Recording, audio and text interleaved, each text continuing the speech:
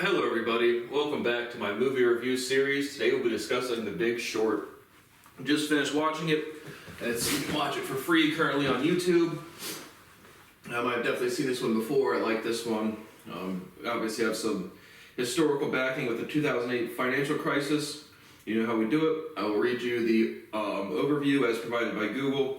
Some basic logistics about the movie and overall impressions. After I give my grade, if you've not seen the movie would like to not based on my recommendation, when I shut off the video, there will be spoiler alerts. We'll be discussing the plot synopsis and character development. Any similar movies or major themes. It says, that's the cast list.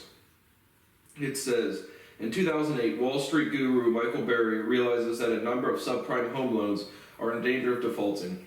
Burry bets against the housing market by throwing more than $1 billion of investors' money into credit default swaps. His actions attract the attention of banker Jared Vinette, played by Ryan Gosling, hedge fund specialist Mark Baum, played by Steve Carell, and other greedy opportunists. Together, these men make a fortune by taking full advantage of the impending economic collapse in America.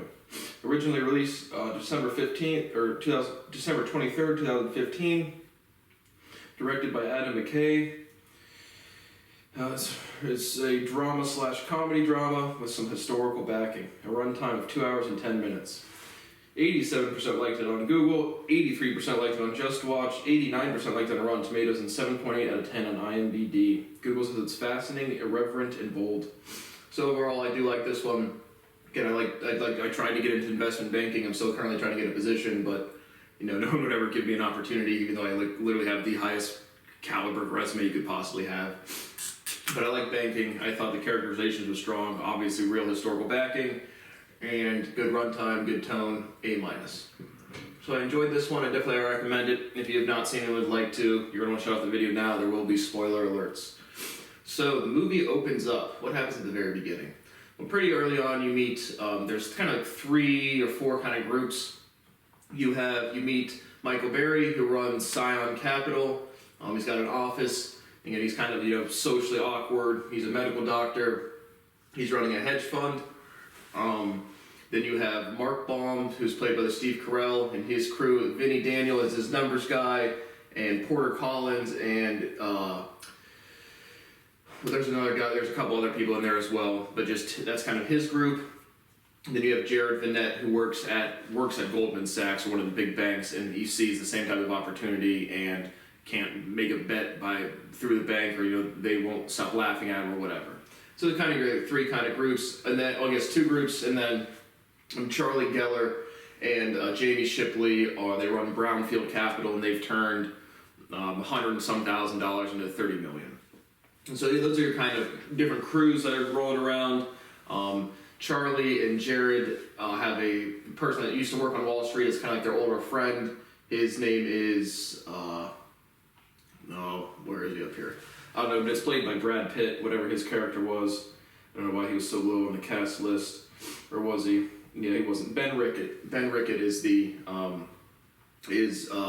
Charlie and Jamie's, former trader on Wall Street that knows the big guns. And so, pretty quickly on into the movie, Michael Burry finds out, again, they have these different financial products. You go apply to a bank to get a loan for your mortgage. And so that's based on your credit or your income or your ability, your net worth, your ability to pay back the loan. And so they have the mortgage or a bond. Again, a bond is a loan. A mortgage is a specific bond to a house. But Michael Burry basically figures out that all of these things are, what do they call it, a CDO, diversified something. But basically just the worse your credit is, the worse your income is, the worse your track record is financially, the lower ratings you get. And they're basically just packaging these things up that have really low subprime mortgages, just really low ratings, putting them into a big fund and saying they're diversified enough, and the credit agencies say they're 99% solid or AAA ratings, meaning that there's very low level for default or not for people to not repay them. So the people that own the bonds get interest on the debt. And so that's really the financial products that's going on in there. They have a couple scenes where Margot Robbie does some description, Selena Gomez does some description, and some other guy does some description. But that's really what's going on. And so Mark Baum begins to look into these things. He realizes that it's all, not on the up and up. and then they're basically trying to figure out if it's fraudulent or if it's just a bunch of stupidity. And so Mark Baum, has to basically invent or work with a bank to create this investment product to short the housing market, and they call it credit swaps. Again, the terminology is kind of funky, but just short against if the housing market goes down or if all of these different bonds collapse and people start defaulting, then the banks are over leveraged and they're belly up. And that kind of comes into play later on. But he creates a financial investment product to buy a short on the housing market, hence the Big Short. And so Michael Berry catches winds of it because I guess Jared Vinette, again, I don't know if they do a good job. I really like this movie where it's like they directly tell you when they're doing cinematography or expanding or exaggerating the plot a little bit. So I thought that was very well done. I like the narration was very well integrated into this movie. But Jared Vinette basically makes a wrong phone call or something, don't know if it's historically accurate, to Mark Baum's firm, and they kind of pick up on trying to figure out like what's this guy doing. So at the same time, Charlie Geller and Jamie Shipley, they get a meeting with J.P. Morgan. They're all excited. They're in the lobby of the office building, and this guy comes down, and basically they're like we turned 100K to 30 million. They're trying to get for the terminology what it stood for, but just making a trade, they need like $1.5 billion to have some sort of IBDA or IDIS or some acronym to have access to higher trades or just more leverage or quicker fill times or whatever. And so they basically get laughed out or just, they don't make it past the lobby. And when they're packing up and getting ready to leave, they find Michael Berry's prospectus, I believe, so I think it's Michael Berry's prospectus basically saying, or maybe Jared Vinette, but saying that the entire, that this housing market's going to implode. And so Mark Baum's characterization, I thought Steve Carell did a good role in this job. Again, obviously extremely well known. I think his biggest hit would probably be The Office series. But I thought he did good in a more like kind of serious role. Like I said, there was no off-putting characterizations from anybody on this one. But he catch winds of this, and he's like, he gets pitched by Jared Vinette, and they're all like, you're an idiot, and Jared Vinette's very straightforward, and so Mark Baum and Vinny and his team decide to start looking into some of these things. So first thing they kind of do is they go to they just go look around the housing market. They see a bunch of, for sale signs, and everyone's trying to sell, and they approach one dude, get a decent, nice house or whatever, $400,000 or $500,000 somewhere in, I don't know, Florida, New York, I don't know. But regardless, he's like, I'm paying my rent, and one of the dudes on Mark's team's like, whoever gave you your loan is not they're delinquent on their payments, and so your lender might go belly up, and you're going to lose your house. And he's like, you should definitely contact him and see what's going on. And so they get some more inclination that this is all kind of a big sham or a big joke. Again, nobody else is taking on, everyone else is blind at the wheel. And so, Michael Berry puts on the trade first. Mark Baum, is kind of investigating. Jamie and Charlie are, put on their trade pretty early, I believe. But again, I'm going to miss some scenes. But Mark also had lost his brother. It seemed like I'm pretty sure it's heavily implied that his brother jumped off a building because of financial stress or something. But that's what's going on with him. And so the next thing they decide to do, and Michael Berry upsets a lot of his investors. They have another older white guy that comes in, one of the principal investors in his firm. Is like, this is crazy, this is insane. And Michael's basically like, I have full autonomy to make financial decisions based on our agreement or based on the fund's terms and conditions. And so the next thing that they decide to do is basically fly out. There's a conference for subprime mortgage sellers and lenders, and so they all fly out to Vegas, both Mark and his team as well as Charlie and Jamie's team. Again, they're with Ben Rickert, the Brad Pitt character, as kind of their guide, and Jared is with Mark and his team. And so the first thing they do is they go to some sort of conference, and Mark Baum, raises his hand and asks a question. He's very direct. But basically, they're trying to get a feel for the type of people that are giving out these loans and these bonds. And so at the they've already seen the actual housing market, like in person, going to the realtors, seeing it kind of crash. Kind of makes stirs up a ruckus at this investor meeting, and then after it's a 2 or 3 day conference, and Mark is able to sit down with kind of like the director of the bonds, and is M. Chow, just like an Asian dude. And so Mark meets with him, and M. Chow is just kind of like this smug, arrogant person, and Mark's just dumbfounded. It's like it's a stupidity or fraud or a mixture of both, and it is a mixture of both. But then the next day they meet with 2 other kind of like mid-30 dudes in nice suits, being braggarts about being able to sell their bonds, so they don't even check the credit. They can basically write whatever they want on the applications, and they'll get approved and bought quickly. And so they have an interaction with them, and then I'm gonna mix up the scenes, but even after Mark meets with M. Chow, he's like short everything they have that guy has touched. And so after that, they get some inclination that is like, I have strippers that get houses. And so Mark gets a lap dance against PG-13. I think it might be rated R, but on YouTube, for whatever reason, it was edited. Like any swear words were edited out, which I thought was, it is rated R. But why the swear words were edited out on YouTube was just annoying, honestly. But regardless, he meets with a stripper, and he's like, can you stop dancing? We just talk. And she's like, I'm not allowed to do that at work. And so basically, she says she has like 5 houses and a condo. And so Mark is just dumbfounded by how overexposed and what's going on. So they all have positions for sure at this point. Michael has the biggest one.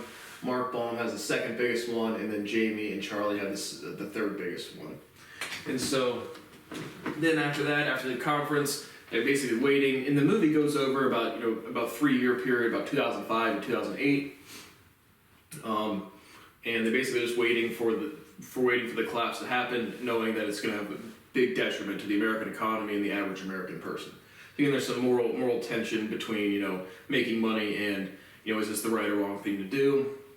Make the money, who cares? Fuck Americans. America is the worst country in the world by far, without a question.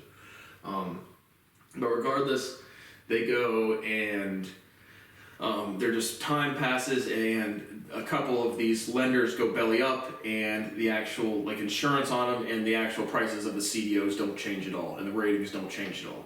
So the macro trends seem to be going in their favor for the trade, but then the actual prices is not moving.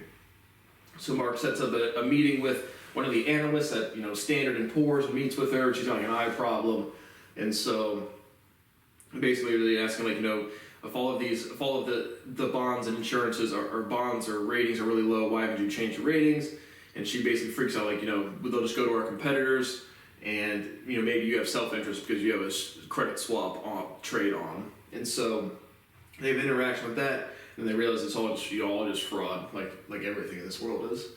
But regardless, that's what happens. And then you actually do get the downfall, and so the banks collapse, or the CDOs implode, and then the banks start getting collapsed. So now the worry goes from the trade's going in our favor, but a lot of these people, again, I don't know the actual intricacies of who works for what, but basically the banks, the one that are giving out these loans, if they go bankrupt, they're not going to have anyone to sell them to. So even if they go up in value or the things change and no one can buy them, you're not going to be able to make any money if there's no liquidity. And so now the kind of worry is once the thing starts collapsing is how do they exit the trade? And so I think the first people to exit is Charlie and Jamie, and so they call their friend Ben, and he is somewhere in a small town in England, and he is he negotiates this deal in a bar. Basically, the face value of the swaps are $200 million, and he ends up negotiating, and they sell them for $80 million. And so Charlie and Jamie profit about $80 million. It wasn't clear if they said they made $30 million. It wasn't clear how much money they put on. But they also shorted the AA bonds, which were higher rating, less likely to default as well. And they were the only ones of the 3 parties to do that. And then Michael Berry, who's got threatening emails from people saying, I'm going to sue you, because he locks the funds, basically saying, he has a whiteboard where he writes the fund's value, and they go from -3%, almost down to 20%, because they have to pay premiums to hold these swaps, and they're just waiting for the collapse, and the premiums might eat up their whole fund. And so he restricts the funds. He gets a bunch of phone calls and whatever, and then the trade goes in his favor, and he ends up selling, and he makes, I think the profit is like, I don't know, $2.3 billion or something. And so the fund, I think he writes at the end, is a 489% return. And so then the last ones to close is the Mark and his group, and they wait for a while. He's on a rooftop balcony. Vinny's calling him like, hey man, it's now or never, we really got to close it. And so Mark reluctantly, or not reluctantly, but finally gives in and sells. And so they clear about $1 billion. Jared Vinette makes about, I think it's like $47 million as a bonus check. Yeah. And so that's what's going on. They have a couple other scenes where they have like some risk management people from JP Morgan Chase assessing their values, and Mark Baum tells them to fuck off. Stuff like that. But then the resolution to the movie is Jamie and Charlie, they're clearing out Goldman Sachs office, and they get someone's badge, and they go in just to look around and see what it looks like. And it's all, just a torn up and, abandoned office building, and, kind of like the moral realization that, this is going to affect a bunch of people. And so the end of the movie is you get a bunch of stats. Basically, Michael Berry shuts down his fund. Jamie and Charlie, I think one of them still runs a fund, and again, this was current in 2015 or whenever the movie came out. And Ben Rickett lives somewhere with a fruit patch or a vineyard or something, and they basically say nobody, one dude from the entire involvement went to jail. It was just some dude who was very low on the totem pole, just kind of taking the brunt of it. And the big banks get bailed out by the taxpayer dollars, and you get some other final stats like 6 million people lost their jobs, 1 million people lost their homes. You see a couple cut scenes of the guy that they interviewed, and they're looking at the actual housing market, and he's like, you should talk to your lender. You see him and his family homeless, and so that's pretty much the resolution of the movie. And you get some final stats, and then the credits roll. So overall, I definitely recommend this one. This was a good one. A lot of other people liked it as well. Historical backing, no off-putting characterizations, and I like the financial markets. So overall, A-, I definitely recommend this one. Major themes, fraud. Yeah, so definitely, again, I am the victim of the most prolific crime that has ever been committed against human history. Restriction of publication of the natural science is fraudulent to a level where it kills millions and millions of people every single year. Nobody gives a shit. And so, people in power are honestly the most disgusting human beings that they're not even qualified to be called human beings. Whoever's really doing this, and again, there's this actual group that controls this shit, and again, your UFO hearings are going to give you nothing that they don't want to give you. Then on top of that, they're criminals. They are going to face capital punishment for treason. But on top of that, I'm more focusing on the stupid fucking people that I know personally, and the stupid people that can report on anything, and the people on YouTube. One video goes viral, and millions of people stop fucking dying, and you're too stupid to understand that. So it's really past fraudulent at this point. It's treason. It's really endangering the human species because you guys can't change your behavior. And nobody will ever change their behavior, just fucking facts. Yeah, like I said, the older generations are just trash, and then my generations and the younger generations are trash -1. And if you in A through Z, if you had the whole alphabet, you had to do A through Z. People can do A, B, and C, and then the rest of the alphabet, they just drool over the face, shit in their hands, smear it all over their face, and say, I'm a horny hypocrite, where's mine? And so America is legitimately the worst fucking country in the world. Any fraudulent statements about history will be prosecuted. Any treason will be met with capital punishment. Any fraud, racketeering, and conspiracy at this level will be met with life in jail. No exceptions, no forgiveness, no nothing. Your children go to school, they steal my fucking property, they don't cite their sources, and if I go sell a bunch of fucking drugs and buy property, and then you found that I bought property off of ill-gotten gains, you confiscate them. So I'm absolutely going to come for 3 generations of your family. Anybody that has committed crimes against me will be punished. No exceptions, no forgiveness. Fuck you. Americans are disgusting. This country is treasonous. This country is worthless. Also, you guys can play games and come all day. But the movie was good. So thank you for watching, and I will see you on the next one.